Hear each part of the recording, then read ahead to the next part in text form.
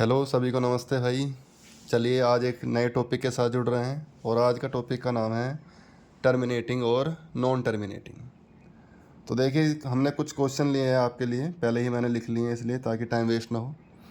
तो पहला क्वेश्चन क्या है, पहला क्वेश्चन आपको ये बताना है कि आपको बिना डिवाइड करे आपको ये बताना है कि ये टर्मिनेटिंग डेसिमल्स है या नॉन टर्मिनेटिंग डेसिमल है।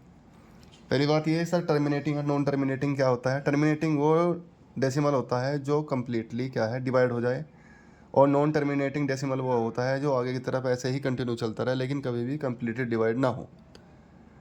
ठीक है सर, चलिए एग्जांपल है। लेकिन ये पहला क्वेश्चन क्या कह रहा है कि आपको बिना डिवाइड करे आपको पता करना है कि ये टर्मिनेटिंग है या नहीं है। तो उसके लिए क्या है कॉन्सेप्ट है, अगर किसी भी फ्रैक्शन का डेनोमिनेटर पार्ट और उसके डेनोमिनेटर पार्ट का अगर हम फैक्टर करें और वो 2 और 5 की फॉर्म में है, मतलब अगर उसके फैक्टर 2 और 5 में है तो वो आपका फ्रैक्शन टर्मिनेटिंग होगा।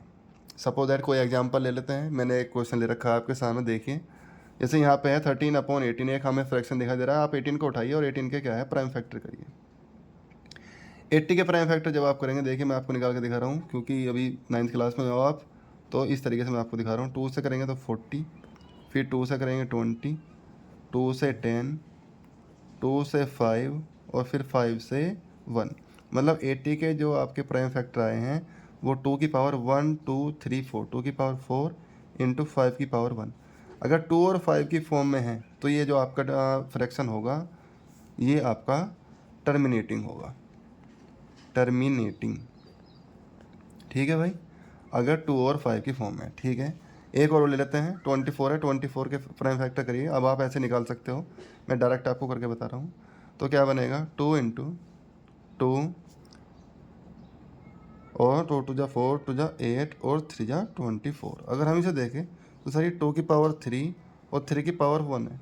यहाँ पे 2 तो बन रहा है लेकिन 3 हमारे जो रूल है वो उसमें कंसिडर नहीं होता, इसलिए ये टर्मिनेटिंग नहीं आएगा। तो इसे लिखेंगे हम नॉन टर्मिनेटिंग, नॉन टर्मिनेटिंग। ध्यान से समझ लीजिए एक बार कॉन्सेप्ट, इसलिए मैंने नीचे लिखा भी है। ठीक है, एक एग्जाम्पल और ले लेते हैं। मैंने सभी के 4 एग्जाम्पल लिए ताकि आप लोग को दिक्कत ना आए। यहाँ पे देखिए हमें, अच्छा एक बात ध्यान रखना, आप अगर हमारे पास कोई फ्रैक्शन है तो उस फ्रैक्शन का हमें केवल डिनोमिनेटर पार्ट ही लेना, न्यूमरेटर को मत देखना आप। ठीक है, ठीक है जी। तो 12 का अगर हम प्राइम फैक्टर करें तो 12 के प्राइम फैक्टर करेंगे तो 2 इंटू 3, 2 2 4 3 12। एक बार जब आप प्राइम फैक्टर करें तो एक बार रिचेक जरूर करें कि हमने प्राइम फैक्टर सही बनाए हैं या नहीं बनाए हैं। तो अगर इसे लिखे 2 की पावर 2 इंटू 3 की पावर 1, देखिए तो ये भी 2 और 3 में बन रहा है जबकि 5 बनना चाहिए था यहाँ पर, तो ये भी आपका नॉन टर्मिनेटिंग है। ठीक है जी, चलिए एक क्वेश्चन और उठा लेते हैं। 125, मैंने 4 यहाँ पे एग्जांपल लिए हैं। 125 को देखेंगे तो 5 इंटू 5 इंटू 5 नॉर्मली आप बना सकते हैं।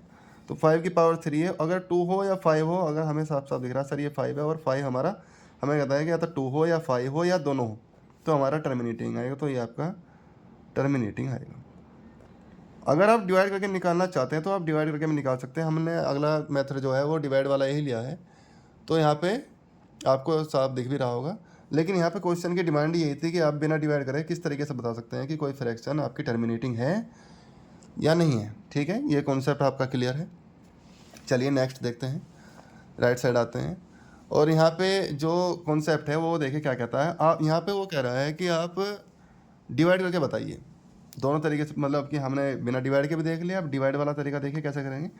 तो हम सभी को पता है डिवाइड करने का तरीका क्या है। अगर ये फ्रैक्शन है तो ये ऊपर वाला पार्ट न्यूमरेटर, नीचे वाले पार्ट को डेनोमिनेटर कहते हैं, जैसे कि हमने पहले लेक्चर में देखा भी था।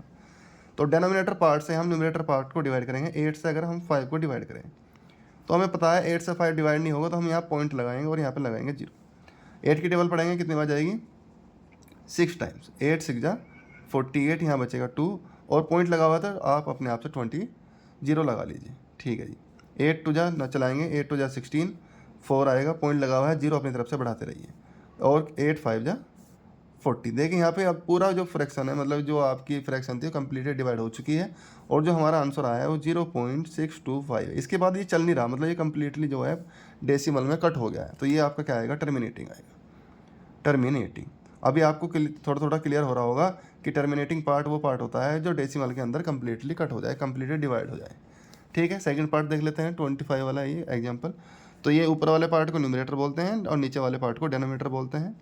डेनोमिनेटर पार्ट से न्यूमरेटर पार्ट को आप डिवाइड करिए, ठीक है, पॉइंट लगाइए, पॉइंट लगाने के बाद आप डिवाइड करिए, कितनी बार चलेगा, 2 टाइम्स, 25 टू जा 50, 0 2 पॉइंट लगा हुआ है, 0 अपनी तरफ से बढ़ा लीजिए, लीजिए कितनी बार जाएगा, ये आपको पता है 8 बार जाएगा, 8 5 जा 40 और 8 2 जा 16 20, ठीक है, ये भी कम्प्लीटली कट है और ये भी इसका आंसर है 0.28 और ये भी आपका टर्मिनेटिंग है।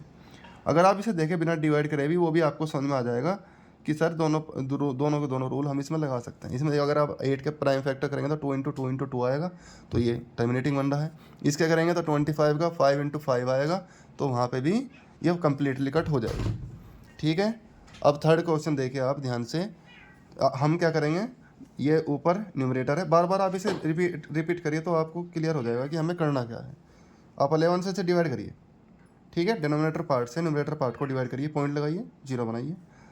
तो अब क्या होगा, 11 2 जा 22, रिमाइंडर बचाइए, 8 बचेगा, पॉइंट लगा हुआ है, 0 अपनी तरफ से बढ़ाइए, तो 11 7 जा 77, रिमाइंडर बचा 3, 0 अपनी तरफ से कंसीडर करिए क्योंकि डेसिमल लगा हुआ है, पॉइंट लगा हुआ है, और 11 2 जा 22। आप देखिए अब ये जो है क्वेश्चन वो रिपीट हो रहा है बार बार, मतलब कि अब जो अगर आप इसका आंसर दिखेंगे तो 0.272727 ऐसे ही चलता रहेगा, मतलब इस नंबर को हम लिख सकते हैं 0.27 बार।